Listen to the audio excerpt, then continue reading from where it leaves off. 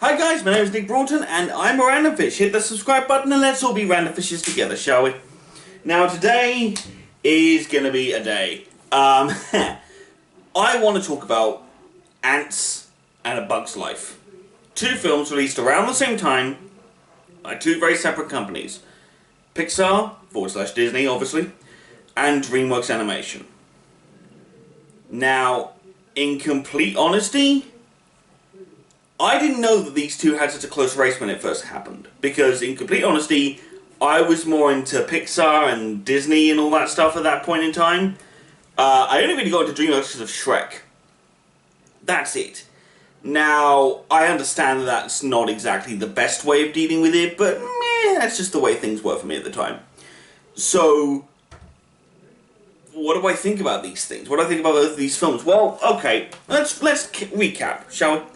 In A Bug's Life, we have Flick, who is an inventor of sorts, and all he wants to do is help. He wants to help his colony, he wants to help protect them from the grasshoppers, who are essentially a bunch of bullies led by a dude called Hopper. Real original name there. Positive, well done. No, not well done. No, that's awful. That's just awful, is what that is. That is awful stuff. Anyway, so he wants to protect them from Hopper and the other grasshoppers, and he then goes on a search for warrior bugs, if you will, to help protect them from the evil grasshoppers. And he goes out and he finds what he thinks are warriors and he brings them back, only to discover that these are in fact circus performers that we know about, but he doesn't right up until a certain point. And unfortunately, this is where we then get the whole liar reveal thing later on in the film. There's a building of a giant bird made out of feathers.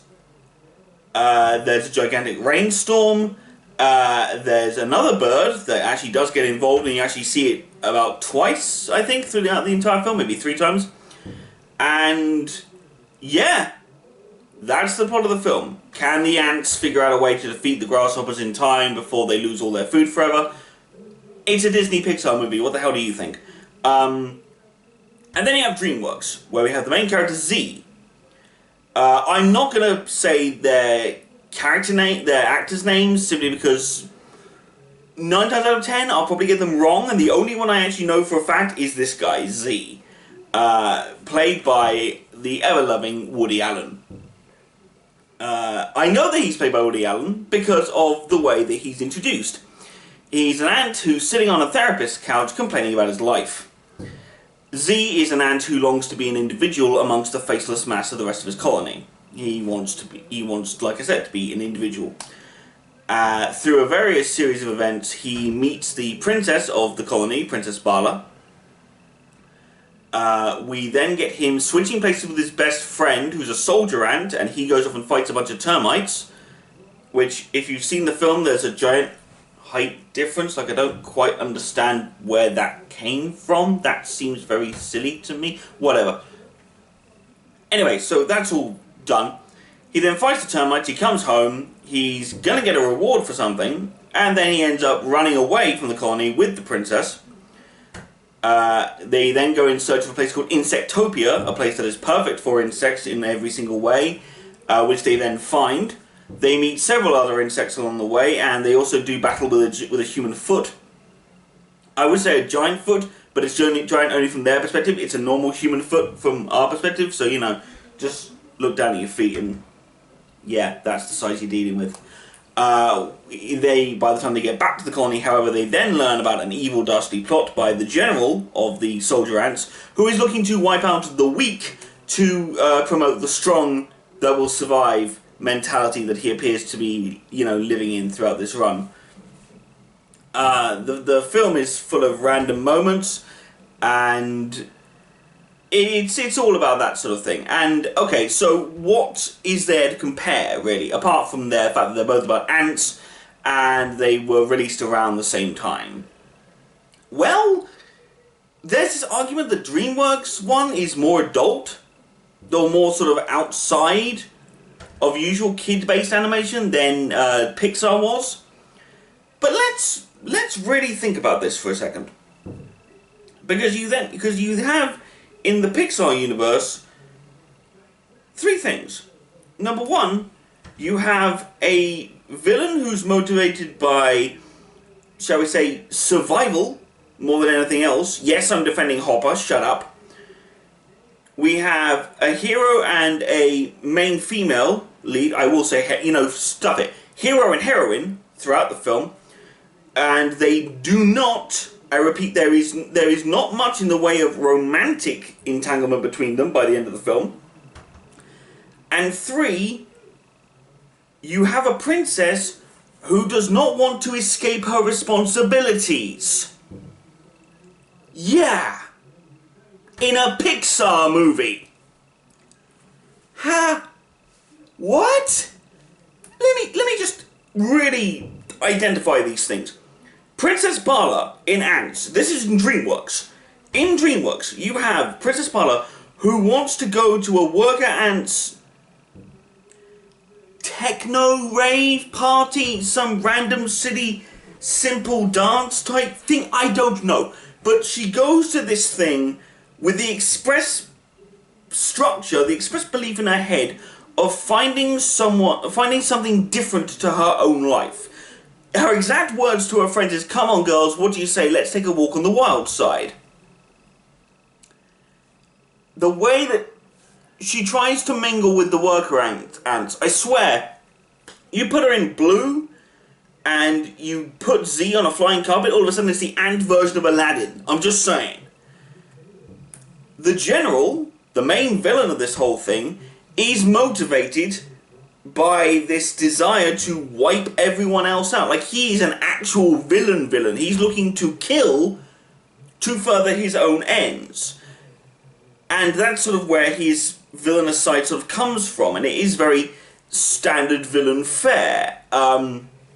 Even so much so, the fact that he wants to marry Bala so that he has legitimate claim to run the colony. It is like Aladdin. He is Jafar. He's just more brutish than Jafar is.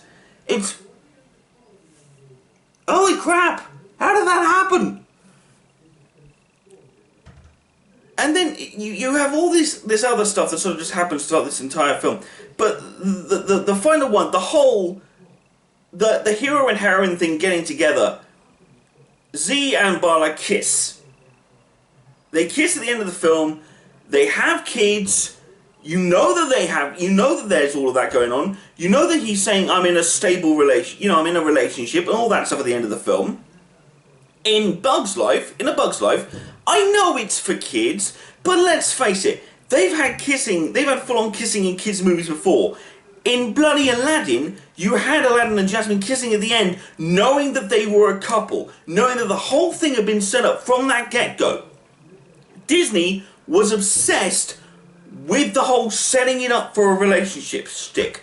In A Bug's Life, the most we get is the two of them actually having conversations, but it's nothing romantic. Their conversations is her going, "You're genuinely better than I thought you were," and Flick goes, "Great, wonderful." They get their antennas mixed up. That's supposedly like this symbol that they have a crush on each other. It's not. They're just being awkward because their living things are attached to the other person's living. It'd be like, when you get someone's bracelet caught in a girl's hair or something. It's not, when you get your watch caught in someone's hair. It's not nice, it's not flirty, it's just painful. And the way that they talk about it, the way they act all cutesy about it, it's more to do with all of that. And Flick does the whole, birds that way, looks over at the circus bugs. What? Okay, there is an attempt, but nothing gets finalized. There's no finality of them becoming a couple. At the end, she kisses him on the cheek, that's it. And she then gets made into the queen of the colony. That is how that progresses. Also, that's another thing. People talk about how there's no decent queens. And most of the queens are evil, and the truly really nice queen we got was Elsa in Frozen. BS! I call BS! Princess Atta was made Queen Atta at the end of the flippin' movie when her mother took off her crown and put it on her head. That was the symbol of her becoming the damn queen. She even threw the princess crown to her little sister, going, bring it on. Like, this is who you are now. And she catches it and goes, yeah, it's awesome, yay. Brilliant, brilliant stuff. But this is where stuff starts getting more and more complicated. It's the idea that Atta and Flick are not... Their romance is not a centre stage thing. In Antz, it's more centre than anything in A Bug's Life. Also, Flick and Z, let's talk about these two guys for just a second, shall we? We have one little blue ant who wants to spend his time doing nothing but helping people. Not a problem. Doesn't want to hurt. Only wants to help, wants to make things better, wants to protect, wants to, at one point he walks in when Hopper's threatening Princess Dot, little Dot, he's holding her up to Thumper to basically, like, almost be mauled to death, and he jumps in and goes, leave her alone! And that's it. And that's what that is. Flick is that character. He wants to help. And he gets caught up in a lie trying to help. In the biggest thing, the thing that made me less pissed off about the liar reveal story in this is because of where the Antz would be if Flick hadn't have done what he'd done. If Flick hadn't have stuck around, if Flick had straight out said, these guys are circus bugs, he A, would have gone back to not being listened to, which is a very selfish motivation, I get that, but two, in complete honesty, those ants would have starved would it not have been for his lie. Like, even when they didn't want to set up the damn bird, it happened. And it's all that stuff. And, that is who Flick is. Who is Z? Z is a neurotic, identity crisis having ant who opens the film, like I said, in therapy. With an actual therapist, and it's all Woody Allen, talking very much, hey audience, don't you wish real life was like this? My name is Woody Allen. No, stop it. No, bad. Because honestly, Z didn't seem. I could not root for Z. I'm sorry, I just couldn't. Everything he does in the film is selfishly motivated. He wants to get out of... He wants to stop being a member of a faceless mass. He then meets the princess at... Princess Bala at this little techno rave singular dance thing that they're doing. And he instantly goes, I must have this woman. And he then spends time scheming about how to get a hold of her. And the only thing he can think of is putting his best friend in actual jeopardy, his best friend's life in actual jeopardy, to do this. He then fakes his way into being a member of the army. He watches his comrades die in a way that maybe even his friend could have done better, like actually saved some of the ants, as opposed to having them killed, which is very frustrating to me. He then kidnaps the princess, convinces her to go looking for somewhere that, as far as they're concerned, may not even exist. He's proven right, which is fine. Insectopia, yes, some myths should have basis in truth. I understand this concept. It's a film, I understand this. But when he gets there, he then still spends all that time trying to get with Bala, doesn't even, and when he goes back to face the general, he does it because she is taken away. He doesn't do it because he wants to protect the other people. As the situation develops, he becomes more of a hero. But everything before that is so selfishly motivated. And even when he was doing it for the right reasons, I sat there and went, no! Stop it! Stop acting like that! Stop being that guy! Like, the underdog story is an easy story to like. Unfortunately, it is a story that has been done to death.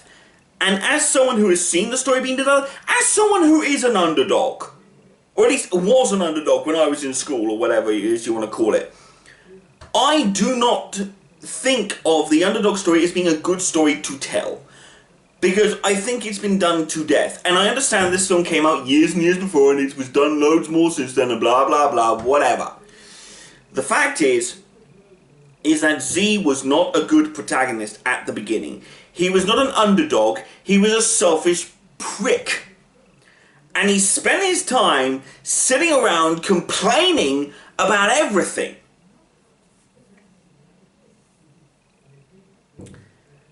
And I don't get it. I don't get it. How? How is this possible that you've made a character who was so unlikable that I actively had to stop, I actively stopped rooting for him at the point when I was supposed to root for him, because I could not get past the crap that he pulled to get where he wanted to go. That bugs me. And I don't like it. One thing I did like about Antz, though, that A Bug's Life didn't do, is in A Bug's Life, everyone's the same size. And in Antz, it's a bit more sort of like better ratios. Like, you know, you see him talk to a couple of wasps, you know, and they're massively bigger than he is. And they have, you know, they have these distinguished voices, and they're actually quite dignified beings. And it's nice. It's nice to see a bit of ratio size difference with these things, you know. But like I said, in A Bug's Life, everyone's the same size, apart from maybe the flea. Maybe. And I mean, in terms of, like, actual width, much more so. Francis, obviously, is wider than most of them at this point. And it's all very weird and interesting, and I'm trying very hard not to just be on A Bug's Life side simply because of it being Disney. I am on A Bug's Life side because, like I said, it kind of challenged a few of the norms at the time, and it created a whole bunch of other stuff like that, and honestly, as far as I'm concerned, it had the best villain entrance ever. The General wanders on, and you instantly know that he is a jackass, but he's held in a place of authority, and he's just like, he looks all, you know, interesting and dignified and everything else. Hopper, quite literally, wanders in, breaks through the ceiling of the Antz colony home, stares them dead in the face, they creep away from him in complete fear, and he looks up, and he's nonchalantly walking around. They know he's the villain, we instantly know he's the villain. He's just waltzing around without a single issue, his long legs bending away as he's walking, and he sits, and he gets to the end, and he just stares blankly at the wall, and just goes, so where is it? Where's my food? Spins. Entrance. Such an entrance. That's how a villainous entrance should be done in something like that. I understand that I carry a special place in my heart for villain entrances. I love villains in films, especially kids' films, especially in animated films, because those villains have the best entrances ever. I will always say that Jafar's entrance in Return of Jafar is one of the best genie entrances ever. I love Robin Williams in the first one, but that music swelling with the maniacal cackling always works. And Hopper is in that category. He busts through, stares them all in the face, and just gives off his... Doesn't even speak for a good chunk of time. The General loves to hear himself talk. You know, and of course, and you know what? There's one other cast member I must mention in this film, and a character that I honestly think could have been a better protagonist than Z. I think he's the lieutenant, maybe, in this, and he's played by Christopher Walken. That's right, Christopher Walken. I don't know exactly what's gonna happen at this point. Because I just don't think what you're doing is right, sir. It's just not. It's not good. He's trying to be serious, and all I can think of is going, oh my god, you could have made a brilliant neurotic soldier ant. Like, what if there had been a neurotic soldier ant? Like, what if he'd been placed as a soldier from the beginning of his time, but he always felt neurotic like the worker ants? Maybe just sat there and be like, I don't know. I don't know where my life is heading. And he gets this advice throughout the films from various other characters, including, you know, for example, some worker ants or maybe other soldier ants. And, you know, that moment when he punches the general in the face could have been so much more interesting and more, you know, character developing. But no, he's just there, just as Christopher Walken with nothing to do. You know, and I mean, But you know what? I mean, that's life. That's life. That's the way it is sometimes. Yeah, and you know what? To give Antz a bit more credit, with the exception maybe of Christopher Walken and the fact that Woody Allen is Woody Allen, the voices in this are fine. They're quite nice. It's nice to see. The Wasp being dignified, I liked. In A Bug's Life, I will be honest, one character whose voice got slightly grating towards the end was the Caterpillar. And not before he transformed into a butterfly, but simply because of the way he was talking. Yeah, I am a beautiful butterfly. My wings, oh, they're beautiful. I feel like he was emulating the German exchange student from Simpsons. And I don't know if that was before or after the German exchange student from Simpsons, but I almost felt like when the grasshoppers were like trying to attack him or something, I almost felt like he was trying to run away. I almost saw him wiggling away. I almost felt like he should go, "Don't chase me! I'm full of chocolate!" It's so bad. Oh my god! But apart from that, it's all pretty good. The caterpillar's not that bad, but you know, I mean, it could be a hell of a lot easier. It could be a hell of a lot more interesting to sort of watch that sort of thing go down. I mean, jeez. But you know what? Which do you think? Antz or A Bug's Life? Which one? Eh?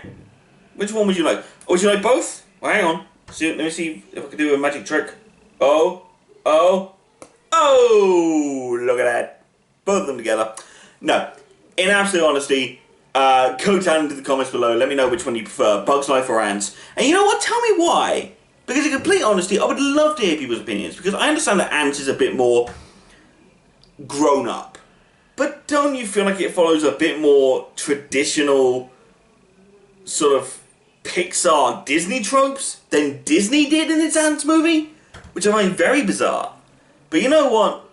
It's up to you. Let me know. And, you know, Randomfish, out.